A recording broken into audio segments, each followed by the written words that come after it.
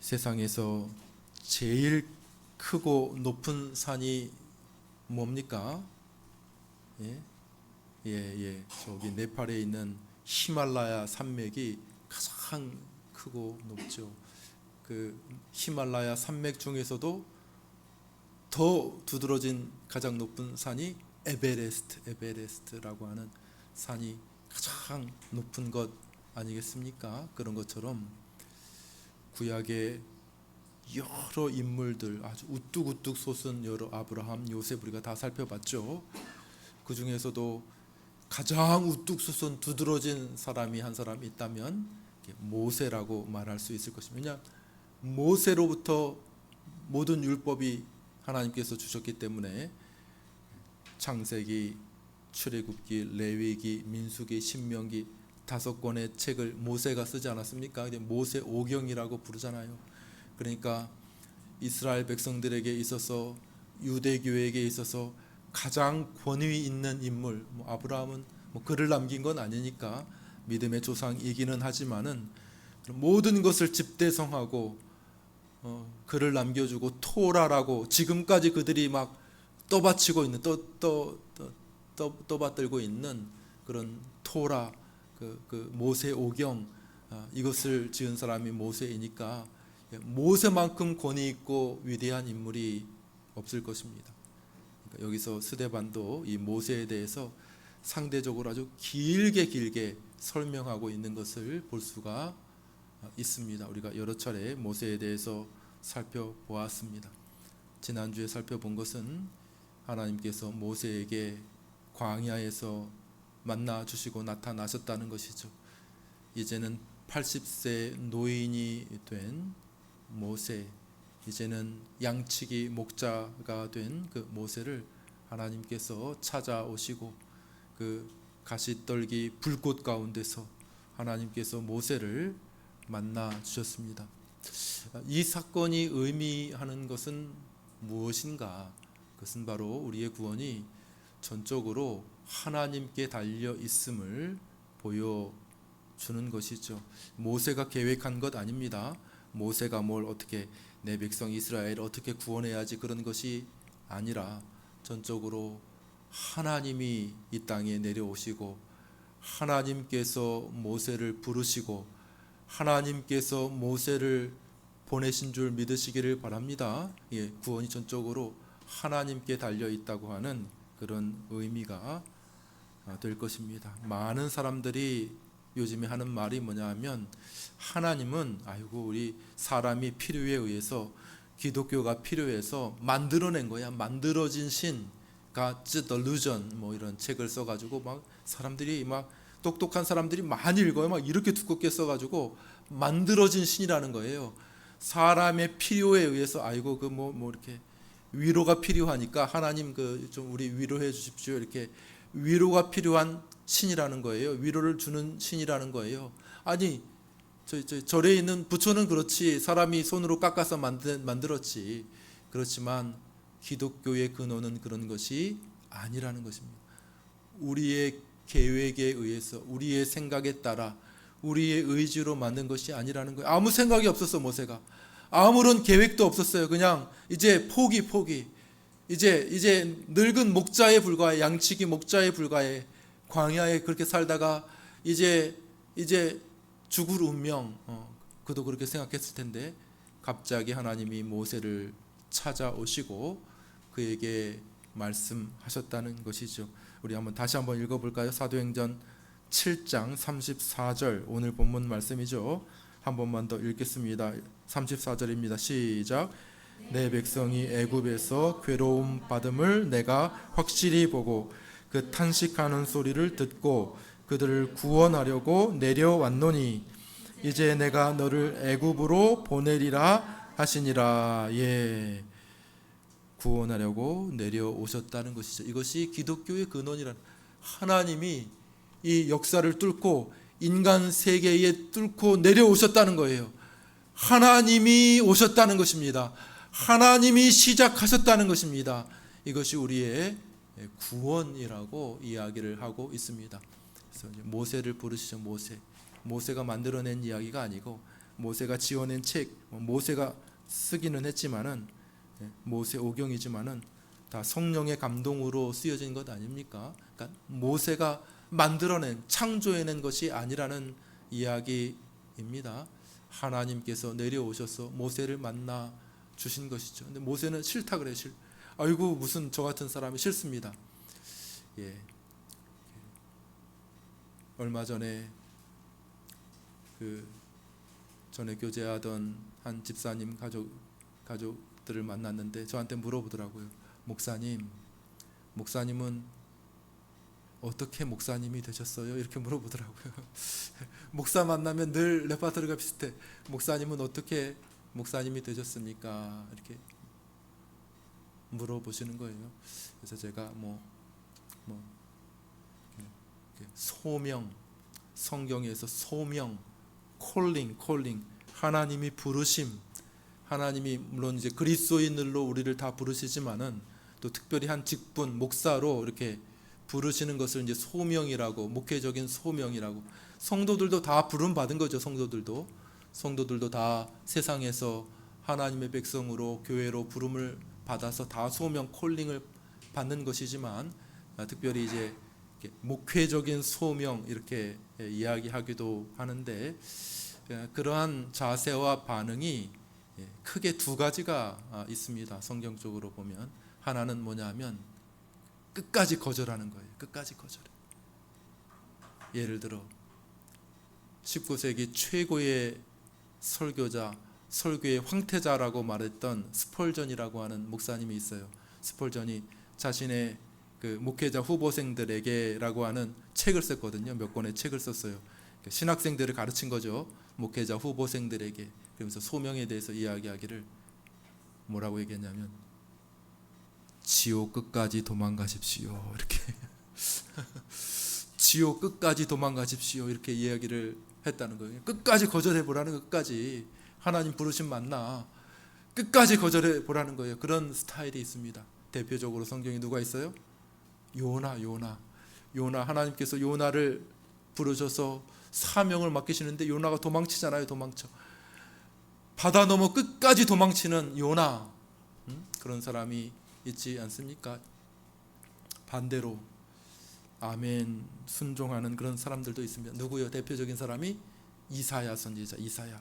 하나님이 누가 우리를 위하여 갈고 이렇게 하나님께서 말씀하셨을 때에 이사야 선지자가 뭐라고 말합니까?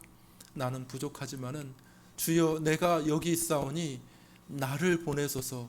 주여 내가 여기 있사오니 나를 좀 보내주십시오. 나를 보내주십시오. 이렇게 반응하는 사람 크게 두 부류가 있습니다. 모세는 어디일까요? 모세는 어디일까요?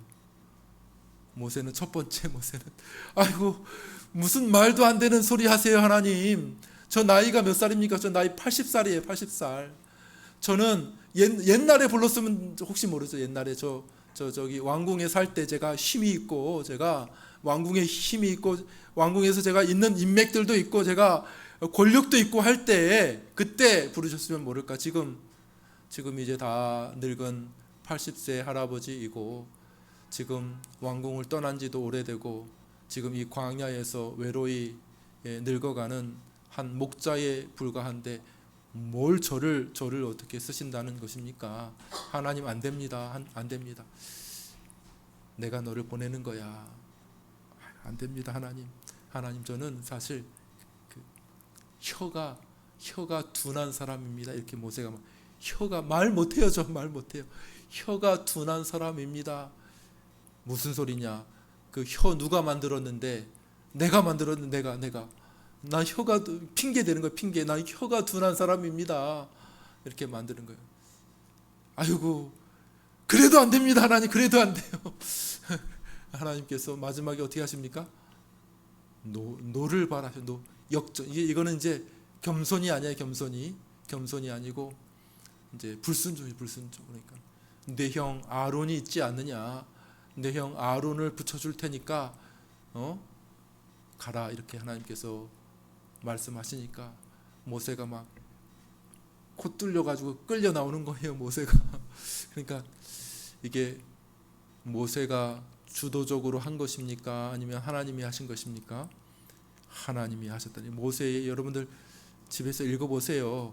출애굽기 앞에 부분에 그런 것이 다 나옵니다. 여기는 스데반이 아주 요약해서 지금 사내들인 공회원 앞에서 설명하고 있는 거예요, 모세에 대해서. 그런데 출애굽기를 여러분들이 1장부터 쭉 한번 14장 정도까지 쭉 읽어보세요. 모세를 하나님께서 만나셔서 하나님께서 모세에게 사명을 주시는 그런 내용들이 나옵니다. 모세는 예상치도 못했어요. 예상치도. 하나님이 갑자기 떨기나무 불꽃 가운데서 그를 만나시고 그를 불러 소명을 주시는 것이죠.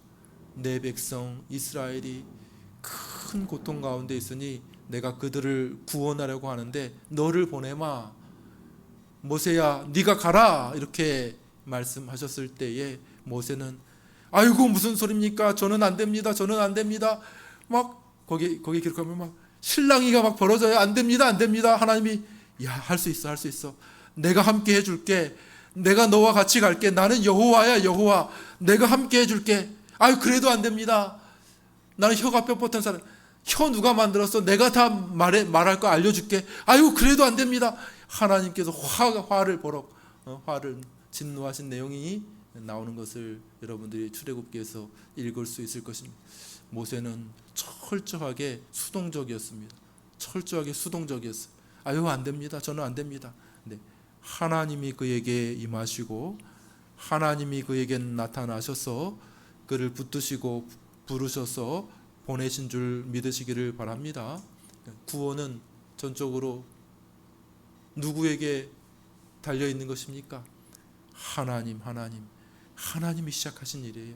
사람이 계획해가지고 사람의 필요에 의해서 하나님 불러내고 하나님 만들어서 한 것이 아니라 기독교 또 우리의 구원의 시작은 전적으로 우리가 전혀 기대하지도 우리가 전혀 예상하지도 못했던 생각하지도 못했던 방식으로 하나님께서 우리를 구원해 준 줄 믿으시기를 바랍니다. 한번 따라해 봅시다. 내가 너를 보내리라.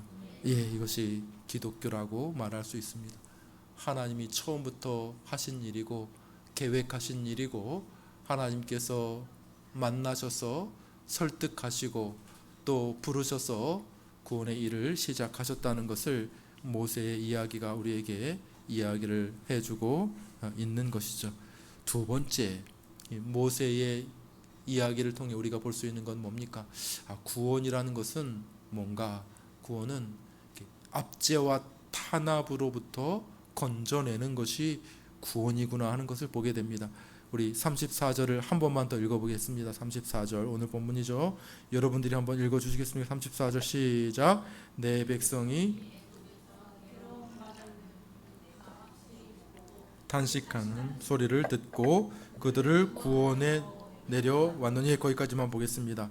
예, 내 백성이 애굽에서 괴로움 받음을 내가 확실히 보고 그 탄식하는 소리를 듣고 그들을 구원하려고 내려왔노니 이렇게 이야기를 하고 있습니다. 괴로움을 받고 있다는 거예요. 내 백성 이스라엘이 괴로움을 받고 있다 이렇게 이야기를 합니다.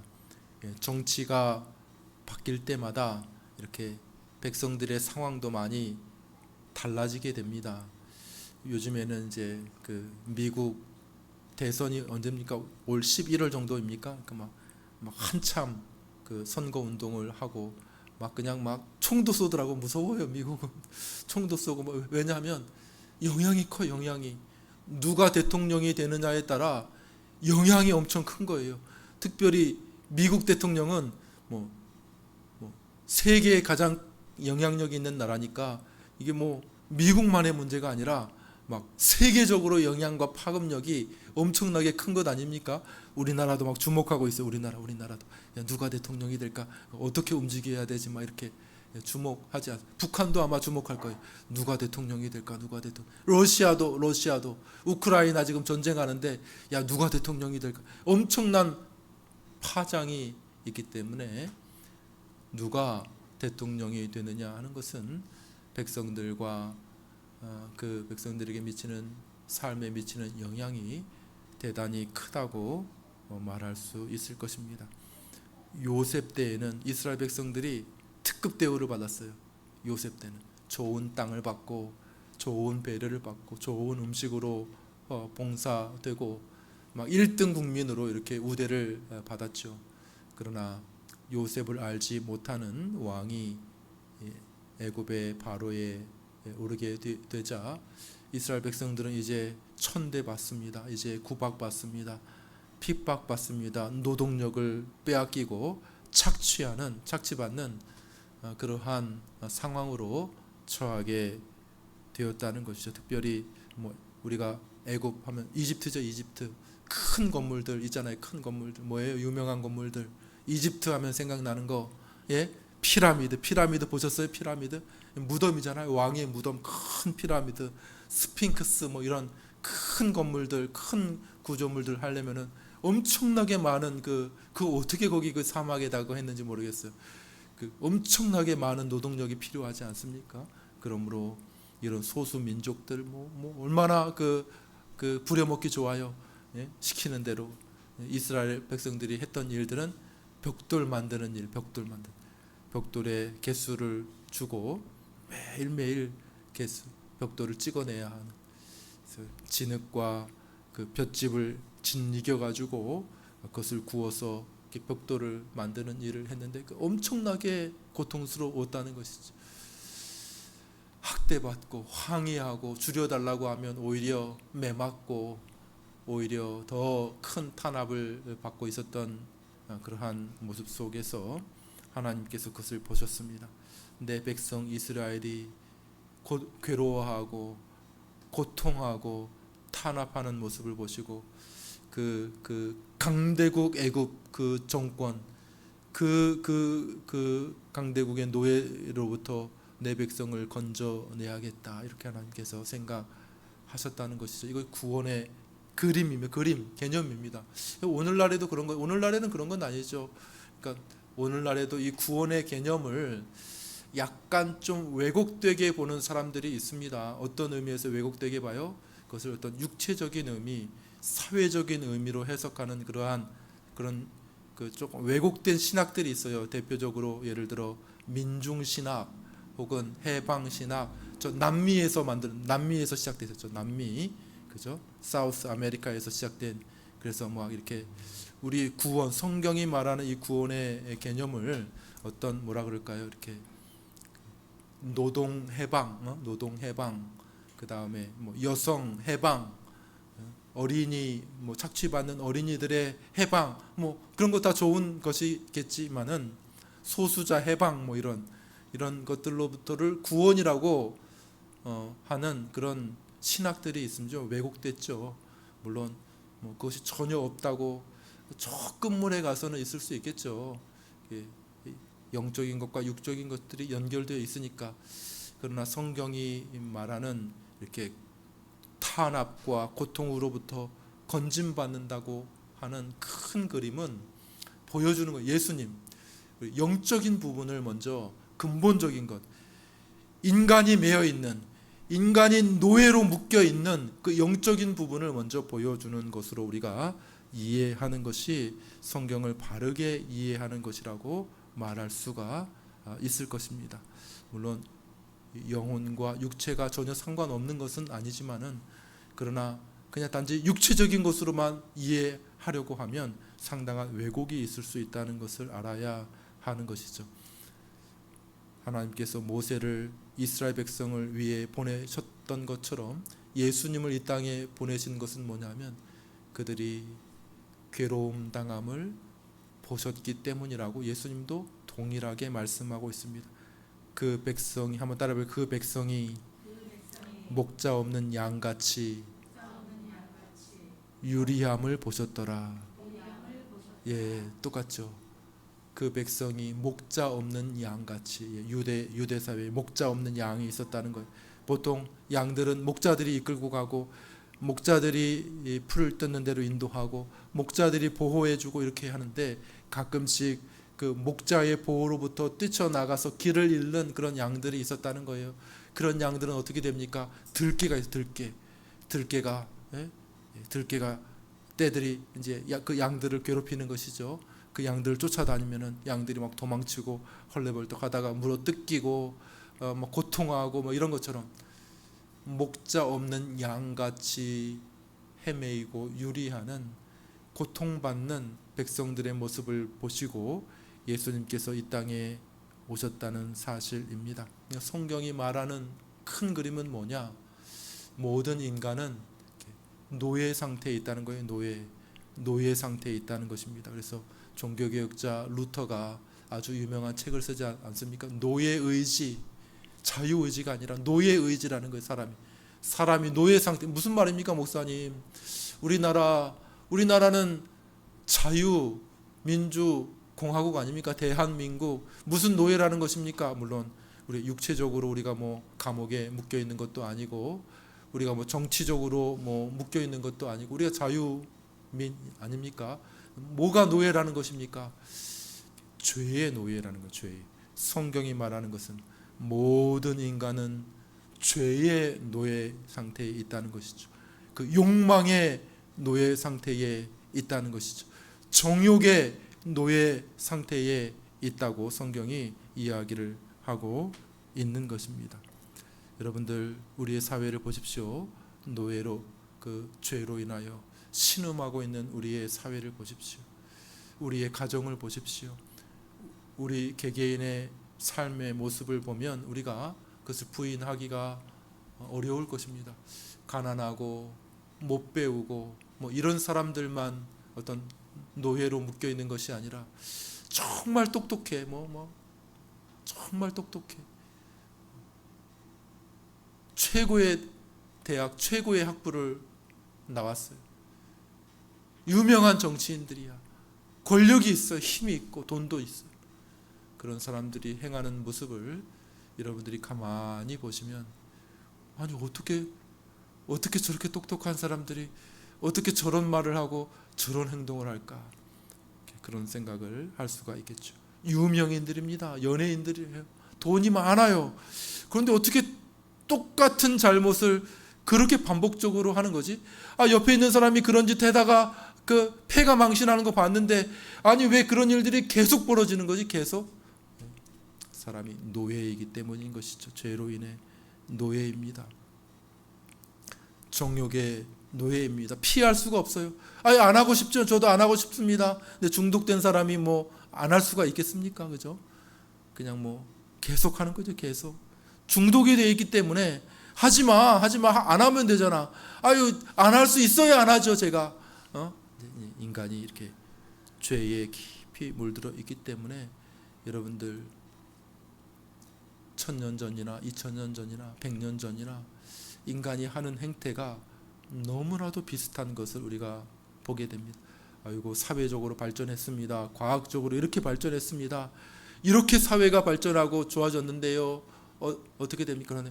가만히 들여다보면 인간이 하는 행동이 시기하고 질투하고 정욕에 불타오르고 교만하고 하는 그런 모든 습성들이 노예 상태에 있는 것들이 다 똑같더라는 것이죠. 하나님의 영광스러운 형상으로 창조된 인간들, 근데 바닥을 기는 벌레와 같은 군상으로 살아가는 그런 모습을 볼 때에 우리 주님께서 그들을 불쌍히 여기셔서 이 땅에 내려오신 것이죠. 그 노예 상태로부터, 그 압제 상태로부터 그것을 건져내는 그것이 바로 구원이라고 말할 수가 있다는 것이죠. 자, 세 번째로 이 이스라엘 백성들을 구원하기 위해 모세가 베푼 놀라운 기사와 표적들을 한번 보겠습니다. 26절입니다. 26절 우리 한 목소리를 같이 읽겠습니다. 26절 36절이죠. 36절 시작. 이 사람이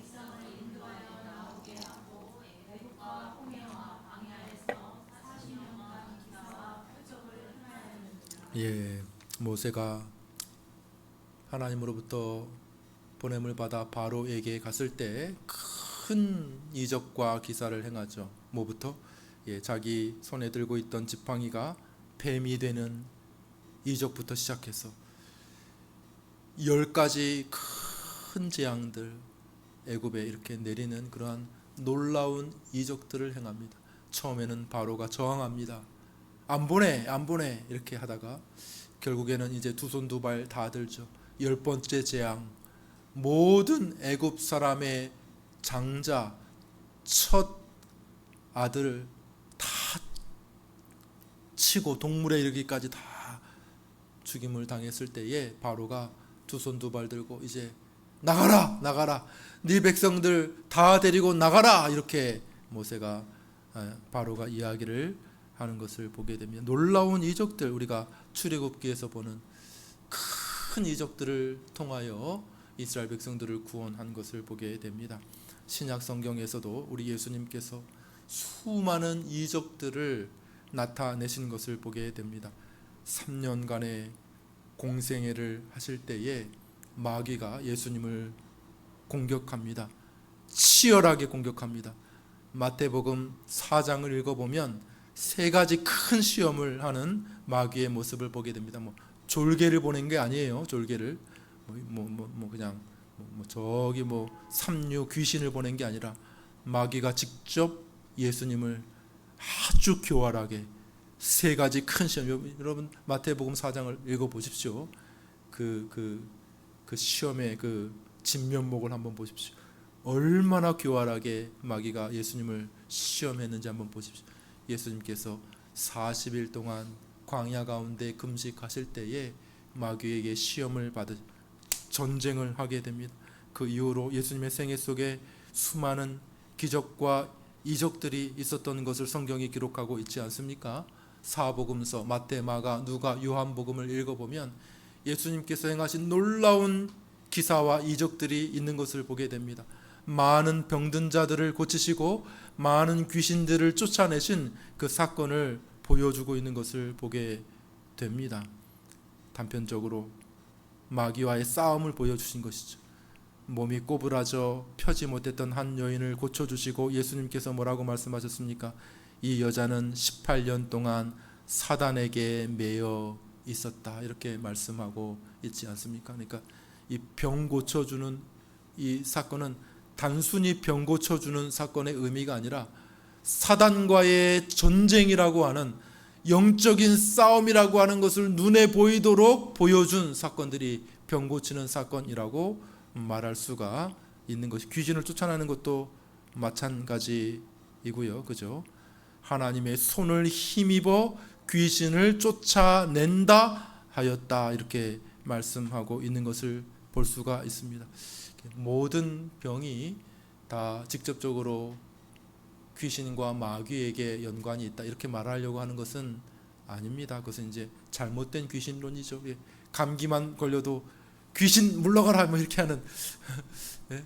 저기 그 성락교회라고 저기 영등포에 그 교회가 있는데 그 잘못된 귀신론을 하는 김기동이라고 하는 목사가 있어요. 감기 걸리면 이제 목사님 앞에 기도 받으러 가야 돼. 귀신 쫓아내 귀신. 네? 네? 그런 것을 말하는 것이 아니고요. 결국 사실은 그럼에도 불구하고 이 병이라고 하는 것은 죽음의 큰 그림자라고 하는 그런 측면에서 죽음, 또 마귀, 율법, 죄와의 큰 싸움의 한 단면을 설명해서는 알 수가 없으니까 예수님께서 예수님의 생애 속에서 우리가 피부에 직접 와 닿도록 우리 눈에 보여지도록 영적인 치열한 전쟁을 보여주는 사건으로서 병 고치고 귀신이 직접적으로 떠나가는, 물론 요즘에는 그런 일들이 많이 없지만은 귀신이 직접 떠나가는 그런 사건을 실제적으로 보여줌으로 인해서 어떤 것들을 말씀하시는 거예요? 사단의 나라와 싸우고 그 나라가 물러가고 예수님의 능력을 통하여 그 사단의 권세가 깨어지는 그런 모습을 우리에게 보여주시는 그런 사건이라고 말할 수가 있는 것이죠. 모세가 이 그림을 메타포 비유죠. 모세가 그림을 보여주죠. 바로의 탄압 속에 있는 바로의 얼매여서 노예 상태에 있는 괴로워하고 탄식하는 그 백성들을 큰 힘으로 꺾어 그들을 구원해내는 모세의 모습을 보았듯이 이것보다 훨씬, 이건 모세는 그림자의 그림자, 구약에 우뚝 솟은 이 산이지만은 모세는 그림자예요. 이 모세를 통해서 예수 그리스도의 모습, 신약의 우리의 진짜 구원자의 모습을 보여주려고 모세가 그런 건, 예수님께서 이 땅에 오셔서 병든 자를 고치고 귀신을 쫓아내는 그런 일들을 통하여서 예수님께서 이 사단의 권세를 깨뜨리고 계시는 것을 사람들이 직접적으로 눈에 목도하는 방식으로 보여주신 사건이라고 말할 수가 있는 것이죠. 마지막입니다. 마지막. 자, 모세가 마지막 큰 위기에 빠지게 됩니다. 백성들을 끌고 나오기는 했는데 어떻게 됐습니까? 끌고 나오기는 했는데 애굽의 군대가 추격해 옵니다. 앞에는 홍해 바다가 이렇게 가로막고 있었습니다. 앞으로도 갈 수 없고 뒤로 갈 수도 없고, 뒤에는 막 애굽의 군대들이 막 잡아라 막 쫓아오는 이 군대들이 몰려오고 있고, 앞에는 큰 홍해 바다가 갈라져 있는 이 상태에서 하나님께서 모세에게 내 손을, 지팡이 잡은 손을 내밀라 이렇게 해서 홍해 바다가 갈라지는 사건이 있지 않습니까? 그래서 그 홍해 바다를 이렇게 지나갑니다. 홍해 바다를 건너갑니다. 애굽의 군대도 뒤따라오죠. 잡혔다 이놈들 잡혔다 따라가다가 애굽의 군대가 거기 안에서 다 수장이 되고 이스라엘 백성들이 안전하게 홍해 바다를 건너가게 됩니다. 자, 이 모습은 어떤 모습과 비슷할까요?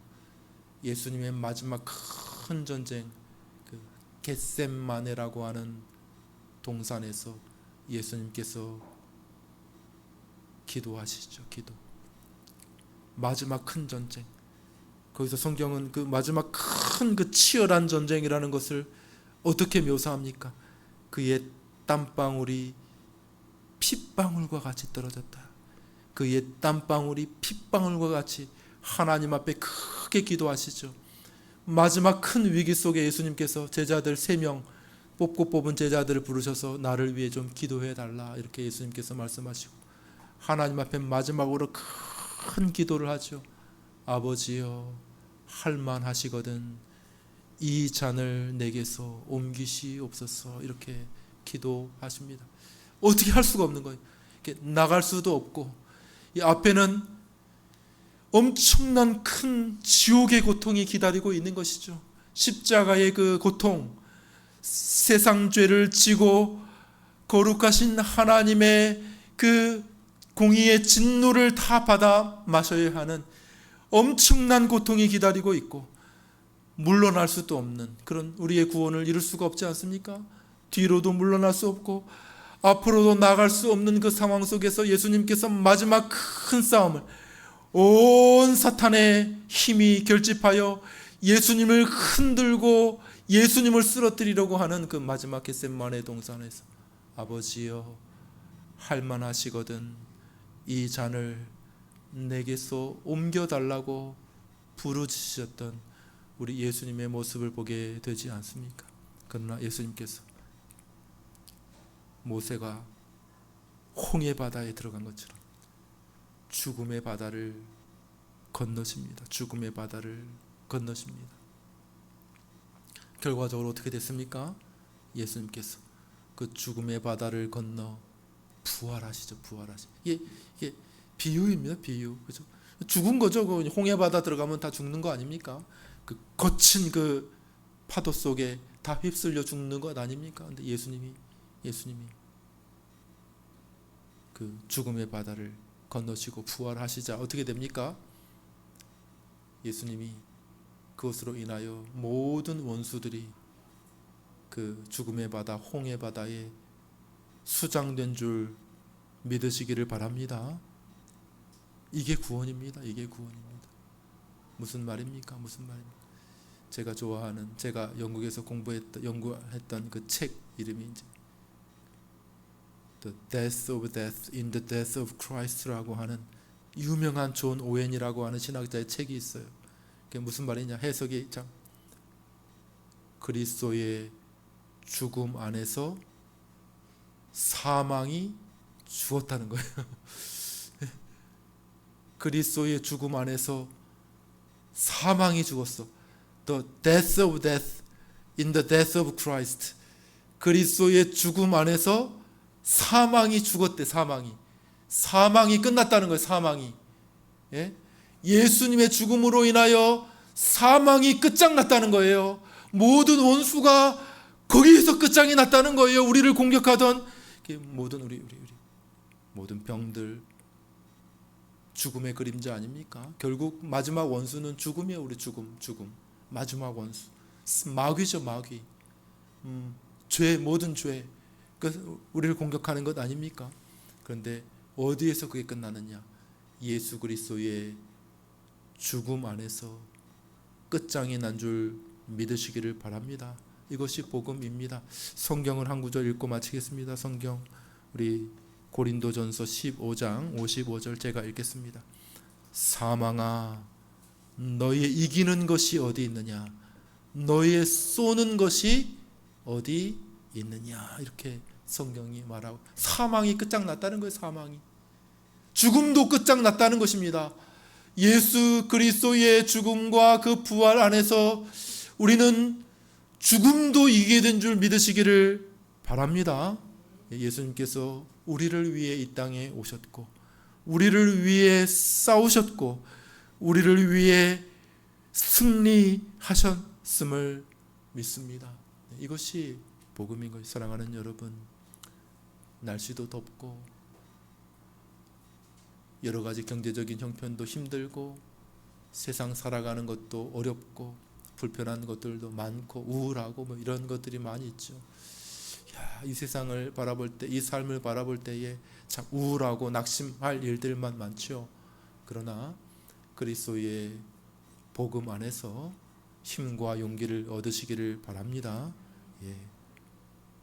이미 그리스도 안에서 이긴 사람들입니다. 그리스도인들이라고 하는 사람들은 어떤 사람이냐? 예수 그리스도의 죽음 안에서 이미 이기고 승리한 사람들인 줄 믿으시기를 바랍니다. 이 믿음 안에서 소망을 가지고 기쁨을 가지고 하나님의 영광을 위해 살아가는 저와 여러분들 되시기를 주님의 이름으로 축원합니다.